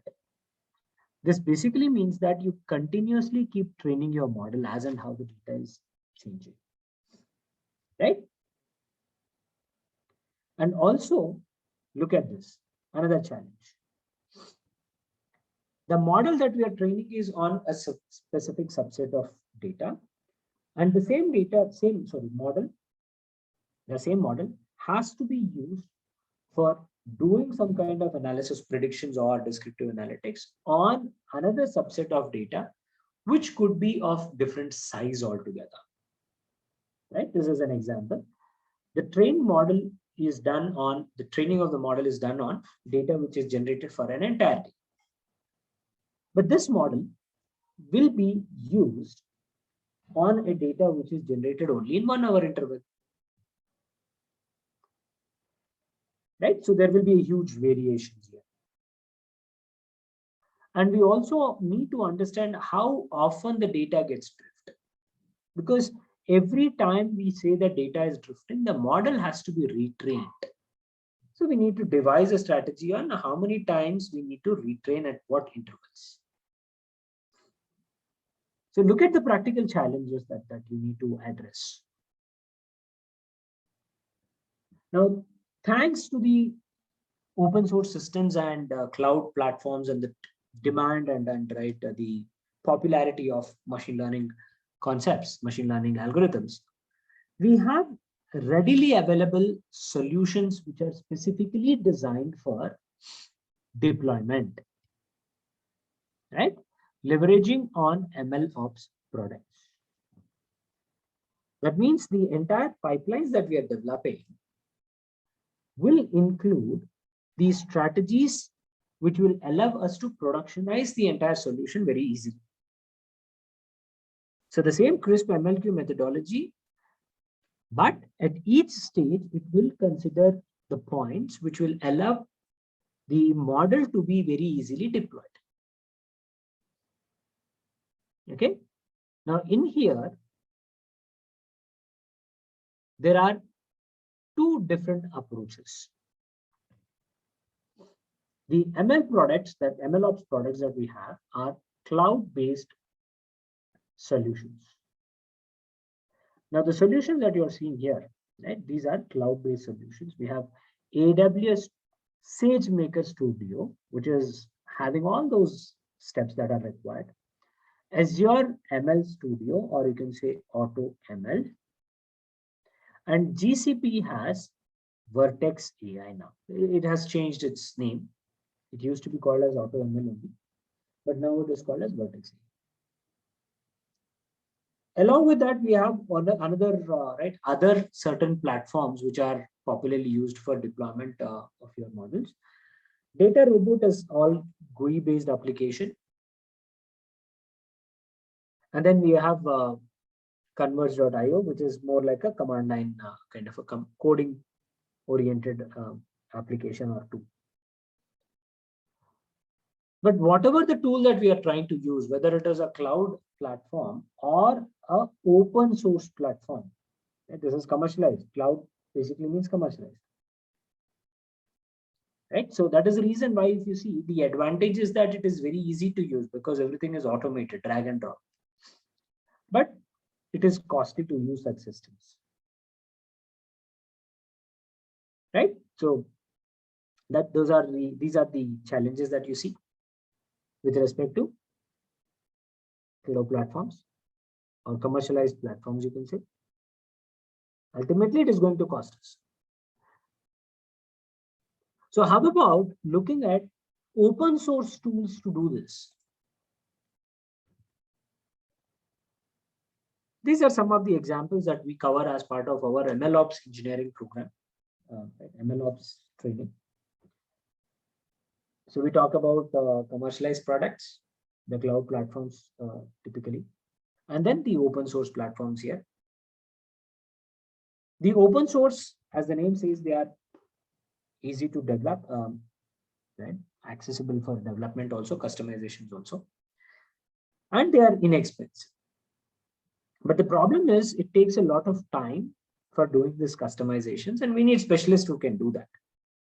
Unfortunately, this area is very gray area. It's just started to pick up now. So a lot of research, of course, is going on. Right. So these are the tools that we have with respect to open source platforms, where we talk about Kubeflow, MLflow, TensorFlow library. Right. Google is trying to come up with this TensorFlow library by adding all the MLOps pipeline related steps. They call it as TensorFlow extended.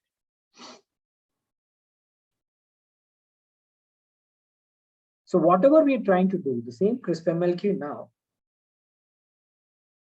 we start developing the model right by using the entire MLOps strategies. Feature store is there. That is nothing but your data storage system. Right? It is marked as 1. You can see here. Then from there, we do the data analysis, EDA, by collecting the data. And then we do the model development. We are modularizing the code. Then we will have repository. You can basically say some kind of a GitHub kind of a tool where you just dump your data there, your model there, and build a connection pipelines, which basically take the code directly from that location. We are basically packaging that entire solution, right? And this package will be deployed. And this deployed solution will also go through the process of training.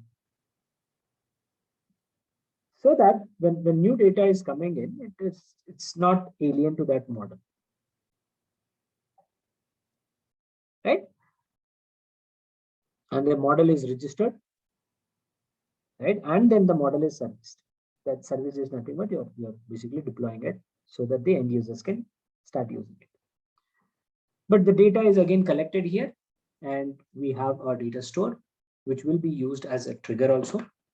And if it assumes, it observes something different, then the training pipeline will be implemented again, called in.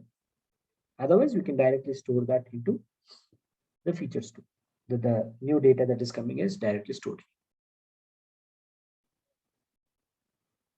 You can see that there's not much difference to a naked eye. You might say that, hey, the previous pipeline also was the same, right? But here the steps are tightly integrated. That means if you want to do the iteration, let's say new data is coming in, then you don't have to build the entire model from scratch. Right? The pipeline is ensuring that the entire flow is automated without any human intervention. We don't need to get involved to trigger the entire pipeline. So we basically talk about continuous integration, that is right, and continuous delivery also. CI/CD pipelines. Right, so that's about the implementation. And if I talk about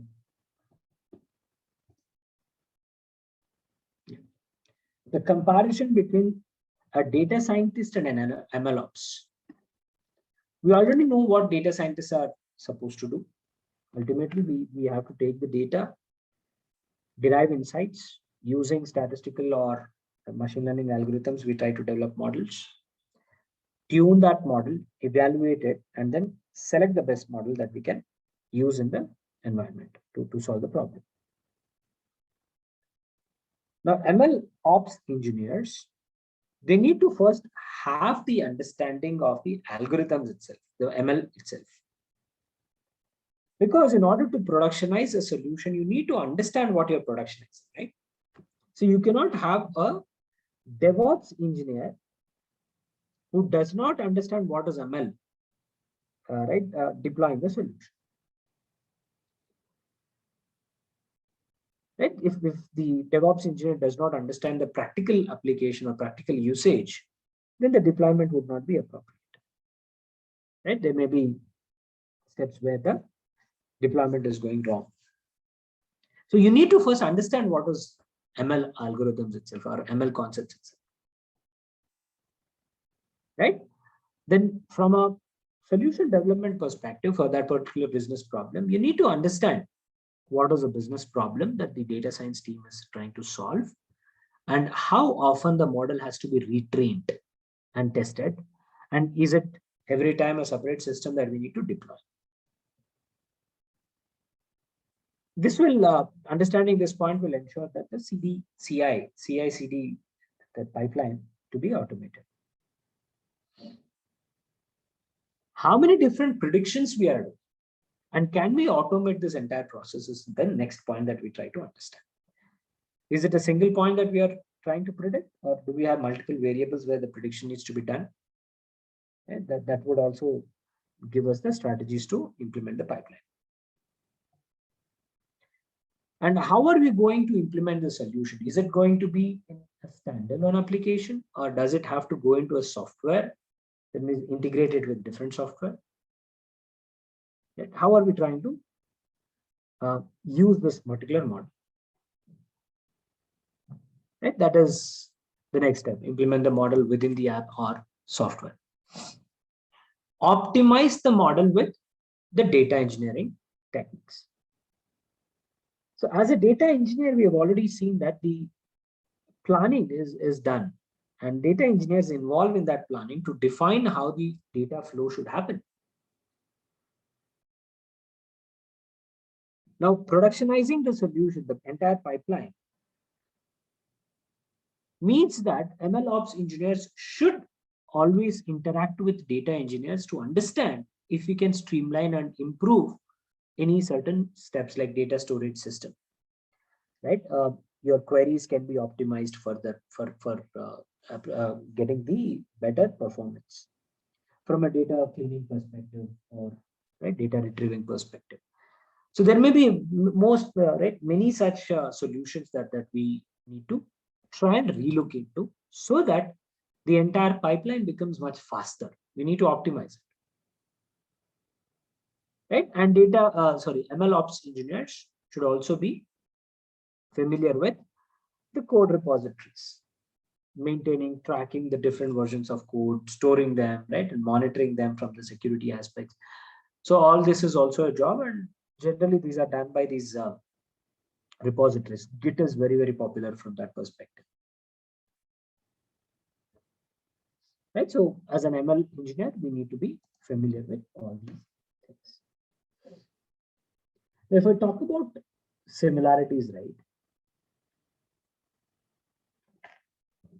Both data scientists, data engineers, and MLOps engineers, right? All the three,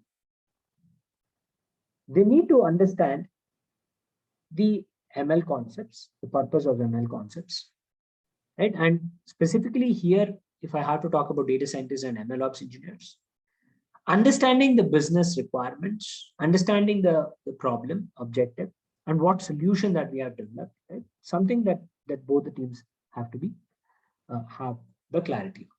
That's a similarity, right? And both of these ultimately work on data, right? So we need to understand the data sources, the data itself, the challenges in the data, right? All those things, right? And both the people should, I mean, all the data scientists and MLOps engineers, they should be familiar with the training, testing, and monitoring aspects, the hyperparameter tuning aspects as well. So yeah, that's something which is common in both. Now, if I talk about differences between, this is very important. As a data scientist, I will only develop the model and store it. But for MLOps engineers, they need to productionize the code which is given to them by data scientists, right? So for productionizing it, that means deploying it, imaging, basically called as Docker images, right? That is containerization. That is a concept that MLOps engineers should be familiar with. Cloud concepts, obviously, because ultimately the infrastructure is going to be there, practically speaking, right? Again, how do we automate all these steps? And the tools that we have just discussed, MLflow, Kubeflow, right? The SageMaker Studio. These are the kind of tools that MLOps engineers should be familiar with. So that's a high-level differences between the MLOps engineers and the data scientists.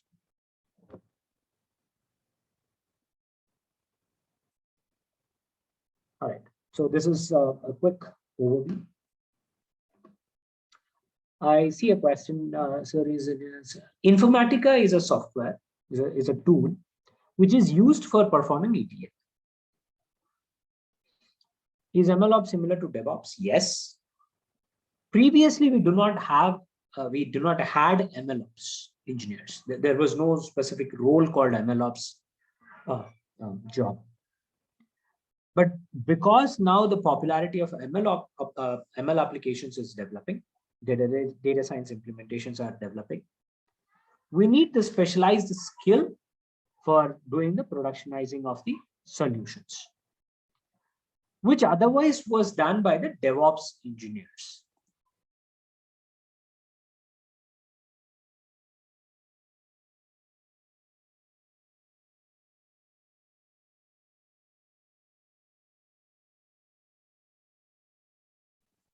All right, so that is the difference. Yes, MLOps, as I said, is similar to DevOps.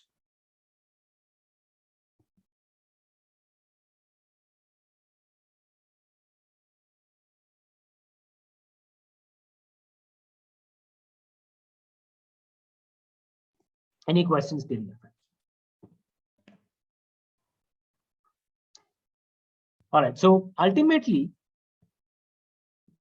the three jobs that we are speaking about, the data engineering, the data science or ML engineers, and your ML ops engineers, we are trying to take the skills of all the three to ensure that we automate the entire solution development, right? Process of automating the entire pipeline. Now, this would ensure that even people who are not data scientists or non-programmers, non-AI experts can use the ML solutions. You don't need to know the underlying science behind the development of an ML application.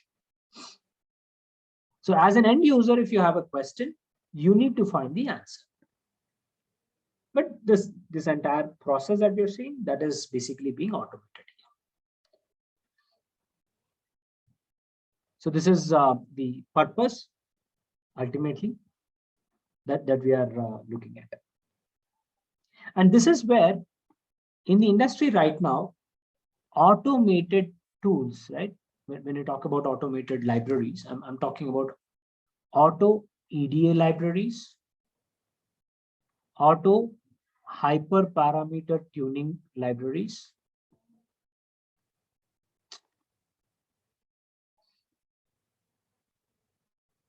and then finally auto ML, like Teapot or auto scalar, right? So these libraries are being heavily used, right? Each of these steps are most time consuming steps in the industry, in the ML workflow. So we are trying to bring in some kind of automation. You might want to explore these options in order to, right, have new things added to the resume.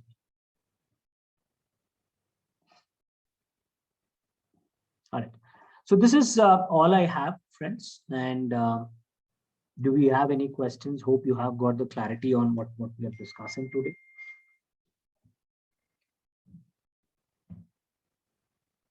And when you're going into the projects phase, right, just adding the point, always try to use this auto EDA,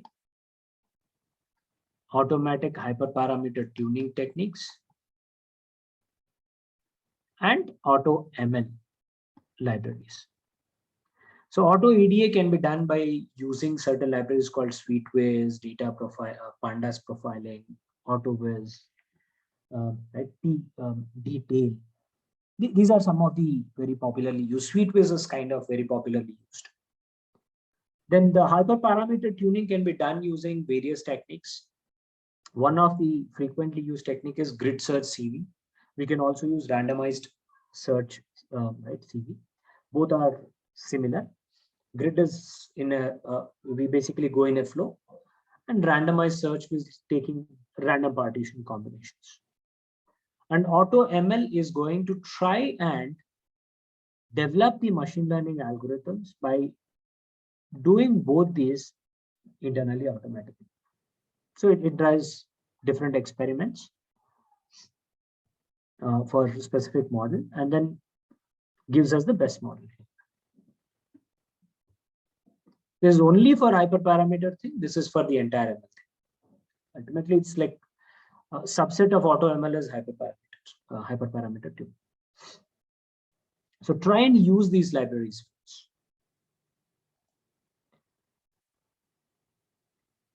Right. So that's about the solution that we have. Now, I will try and show you a solution. I'll just give a quick overview. This is something that we might want to just have a look at it. You may not be able to try it, but give me a minute. I'll just pop up the right, the solution here that I wanted to try and show you. So there is something called as Databricks. Okay, let me go to this. Databricks Community Edition. If you search for this, you will get the platform community.cloud.databricks. Now, Databricks is a platform just like your Azure or GCP or right, these kind of cloud platforms. But predominantly, Databricks is used for implementing the POCs and all that for processing perspective. It is not a complete cloud solution that we look at like AWS or Azure or GCP. But this is specifically used for data engineering pipelines, development, and right, doing POCs and trying to execute certain things at a local level. So let me log in. I'm using my login credentials to get into the system. Yeah, I'm into the system.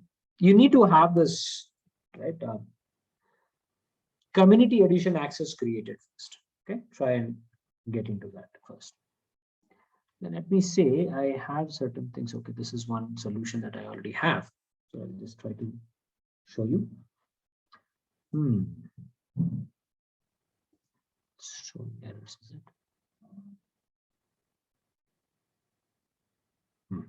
think that's a mesh.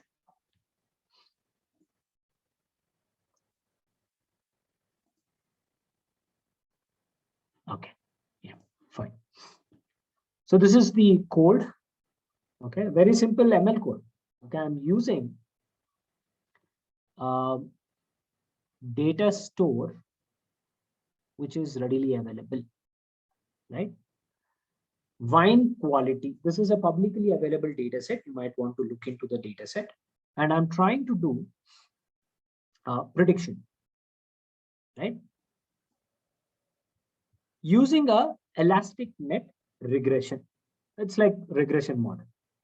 And I'm getting the model developed. And these are the different parameters that I'm using, metrics and parameters that I'm using. So this is a standard way to write a code. And here, the library that I'm using is MLflow. Okay. Now, in order to work with this code, I need to have a compute. I'll just try and quickly use this. I'm not explaining everything, friends. It's not the class to discuss all these things, but yeah, let me just quickly develop this. And once this instance is ready, we will be using the instance to run the entire code, the ML workflow.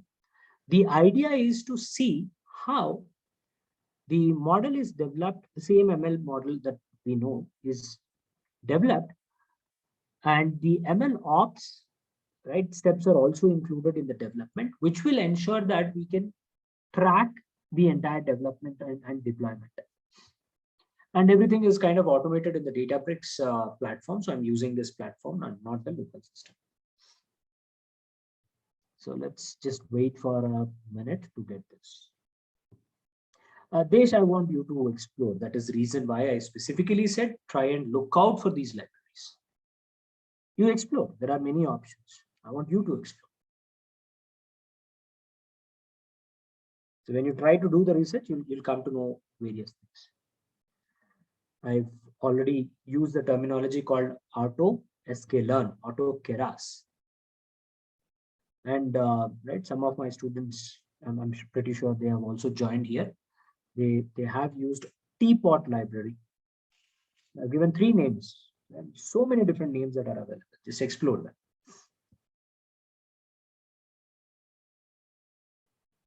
Okay, it's still developing.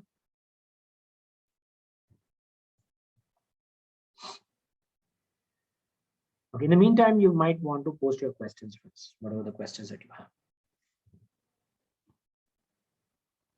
Let the instance be getting ready.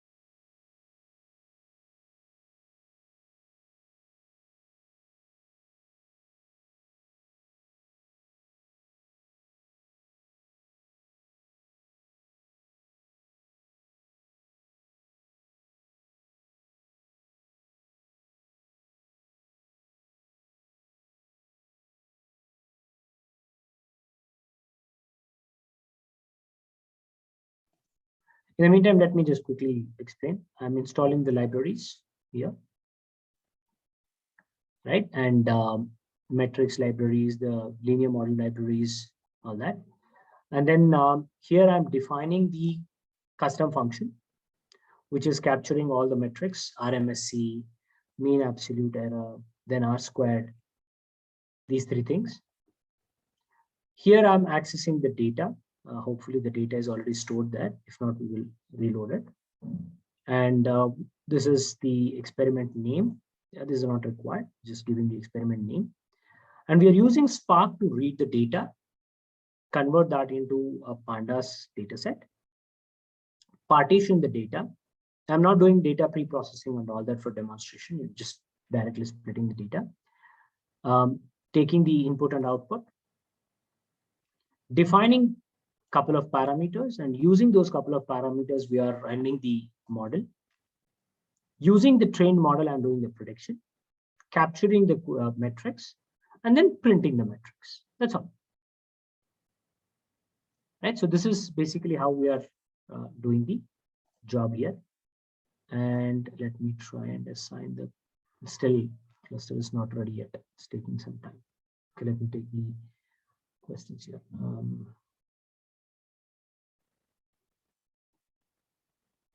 Okay, I want you to explore. Don't ask me such questions. I want you to explore, right? Read about them. Read about them. You'll come to know. Now you know what does AutoML means. You need to not just read. You need to practice. Take an example. See, codes are democratized. Readily available codes will be there on Google. Take some readily available data, readily available code, do hands-on. How will you learn? You have to do the hands-on. That gives you more clarity. Could the role of a data scientist and MLOps be interchangeable at certain companies as data scientists? It depends. If you have both the skills, then obviously I want to hire a person who's capable of doing both the things. Right. And this is where the professional trainings like what I do is helping people to upskill their right, learnings. So a data scientist will want to upgrade the capabilities into an MLOps engineer. MLOps engineer who basically is coming from a DevOps capabilities, right? A person who's coming from DevOps background, he can pick up MLOps easily, but without understanding ML capabilities becomes difficult. So the person might want to learn data science skills. So it's a combination of both, but though there are similarities, each of this is a specialization in itself. All right. So let us try and run this. As better gain complete knowledge in all the three cloud AutoML since because see, ultimately the flow is same, whether you're doing it on AWS, whether you're doing it on GCP, whether you're doing it on Azure. But when you get a job opportunity, when you're going for an interview, do you know upfront, when you're learning, do you know upfront that a specific organization has licensing with respect to AWS or they use Azure platform? Do you know that upfront? Why would you want to restrict your learning and reduce the opportunities of getting a job? Ultimately, the flow is same. Why don't you explore all the three? You don't have to master all the three. See, learning should never be restricted. That is not the right attitude. You need to learn all the three. Right? Why not? It's just a terminology difference, right? So, yeah. Go ahead and learn all the three.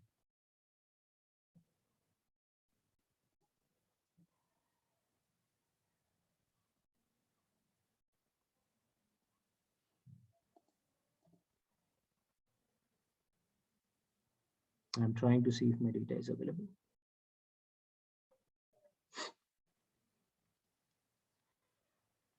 If not, then we'll have to load the data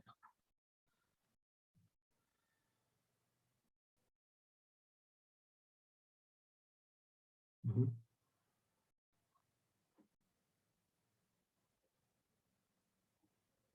Okay. I think it should be there. Okay, let me run this and see if it is available then.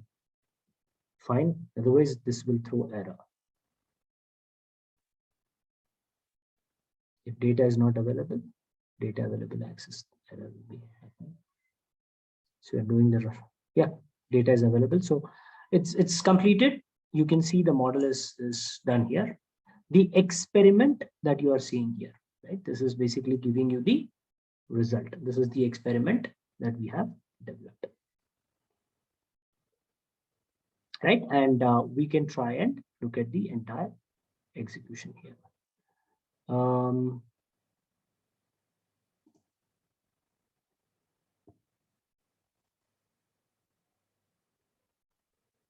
It's taking a while to get the solution updated there, but we'll just wait for it to upload.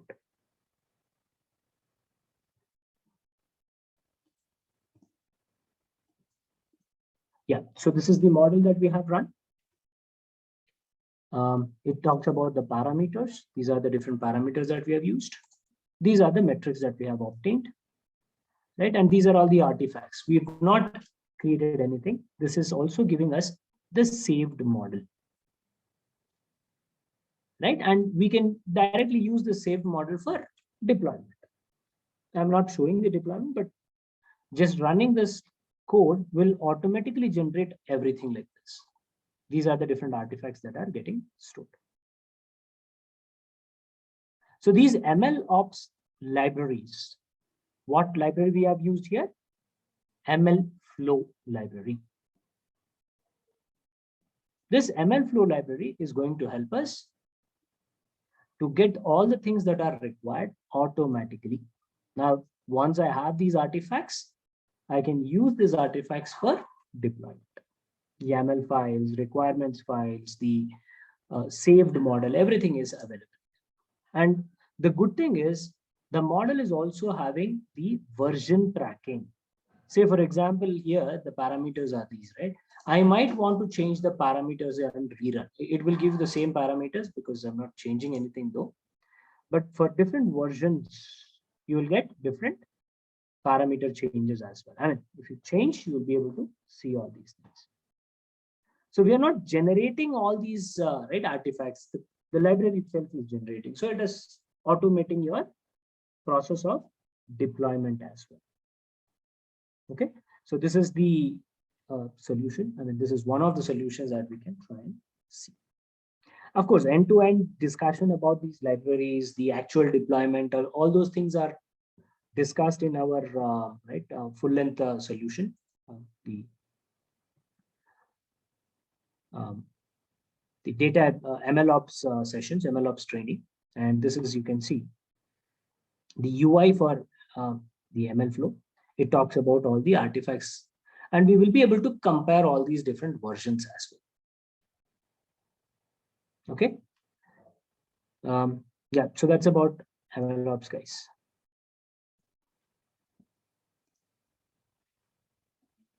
All right, so that's it from my side. Any questions? If you have, please post your questions. Otherwise, we can wind up the sessions.